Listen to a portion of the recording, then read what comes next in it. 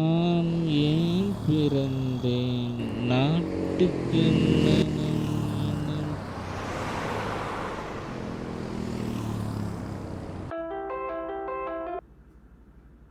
சொல்றா மாணிக்கம். டவுனுக்கு பொருள் வாங்க மாமா. சரி, நம்ம பொண்ணு ஆர்த்தி கூட ஒரு பையன் பைக்கில் சுற்றிட்டு இருக்காம்மா. அது கொஞ்சம் என்னென்னு விசாரிச்சு வைங்க மாமா. எங்கடா பார்த்தா நீ? பாப்பா காலேஜ் பக்கத்துலம்மா. சரி, நீ போன வையே. அப்பா, நம்மளால் முடிஞ்ச ஒரு சமூக சேவை.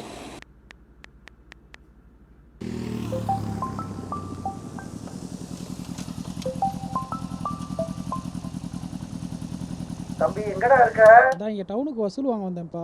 நம்ம ஆர்த்தி ஒரு பையன் கூட ஏதோ சுத்திக்கிற மாதிரி மாணிக்க போன் பண்ணி சொன்னான்டா. போய் அதை போய் என்னன்னு பாடுறா. நான் இருங்கப்பா, நான் தான் விசாரிச்சு உங்களுக்கு கூப்பிட்றேன்ப்பா.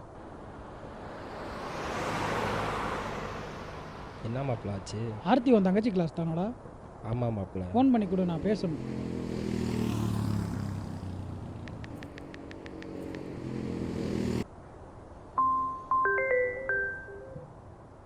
ஹலோ, சொல்லுங்கண்ணே.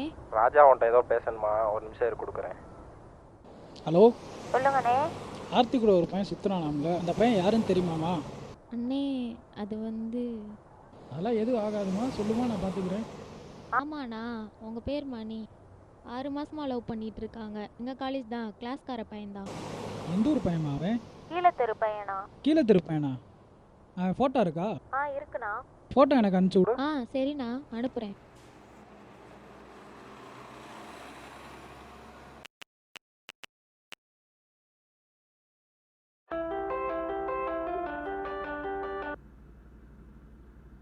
விசாரிச்சியாடா தம்பி?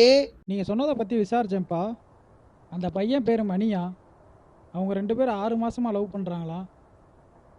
அந்த பையன் வேற ஏதோ கீழே தெரு பையனாப்பா. என்ன கீழே தருவா? அந்த நாதாரி பையனை வந்து நீ சும்மா விடக்கூடாடா.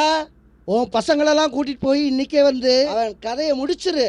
கொலையெல்லாம் வேணாம்ப்பா, கூப்பிட்டு மிரட்டி பாப்பா. என்னடா பேசுற?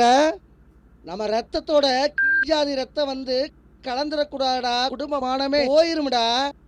இன்னைக்கு அவனை கொன்னே ஆகணும்டா. அதுக்கு நீங்கள் என்னையே தான்ப்பா கொல்லணும். என்னடா சொல்ற? என் உடம்புல ஓடுறது அவர் ரத்தம் தான்ப்பா. அவன் ஃபோட்டோ இருக்கா?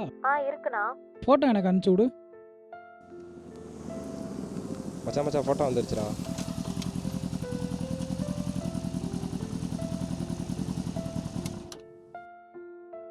மச்சான், இவன் யாருன்னு தெரியுதா? 1 வருஷத்துக்கு முன்னாடி ஆக்சிடென்ட் ஆகி சாக கிடந்தேன்லப்பா. ஒரு காலேஜ் பையன் ரத்தம் கொடுத்தான்ல, நீயெல்லாம் நன்றிலாம் கூட சொல்லணும்னு சொன்னியப்பா. இந்த பையன்தான்ப்பா இவன். அது போனா போயிட்டு போகுதுடா. இன்னைக்கு அவன் சோழிய முடிச்சானுடா. நீ அது எப்படிப்பா? அவன் ரத்தம் உன் மகன் உடம்புல போனா மட்டும் போனா போச்சு, இதே உன் பொண்ணு உடம்புல போனா மானம் போச்சா? நீங்களும் மாற மாட்டீங்க, மாற நினைக்கிறீங்களையும் மாற விட மாட்டீங்க. உங்களையெல்லாம்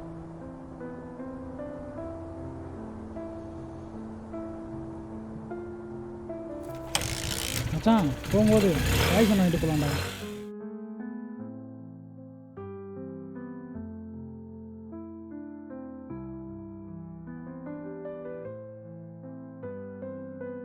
ஆணவம் அது ஒரு மனிதனை மட்டுமல்ல, ஒரு தலைமுறையையே கொல்லும் ஆயுதம். ஆணவ கொலை கத்தி துப்பாக்கியால் மட்டும் நடப்பதில்லை, வார்த்தையால், அதிகாரத்தால், அடக்குமுறையால் கூட நடக்கும்.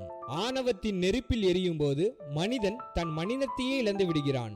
ஆணவ கொலைகளுக்கு சாட்சி நீங்கள்தான். நீதியும் தீர்ப்பும் உங்களிடமே.